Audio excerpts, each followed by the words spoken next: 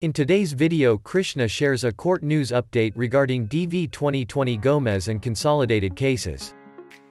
The case has received a new update, as you may have noticed in our previous videos on the DV 2020 case developments.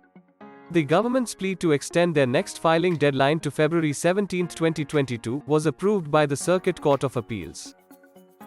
In their filing, the government makes the following argument: the order requires the Department of State to engage in resource-intensive actions that disrupt its consular and immigrant visa application processing operations.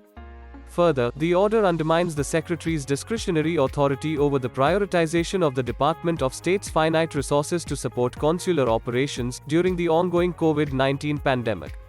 These harms cannot be undone if the DC Circuit reverses the court's order.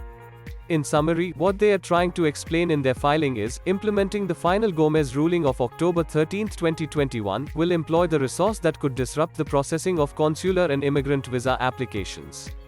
In essence, they are attempting to show in their filing that, to implement the final Gomez ruling of October 13, 2021, they would use a resource that may disrupt consular and immigrant visa process. So what next for the DV 2020? Will winners have to lose hope now?